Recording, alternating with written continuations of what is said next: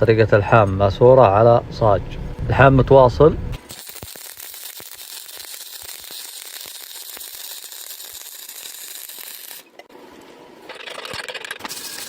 الحام فوق الحام متواصل.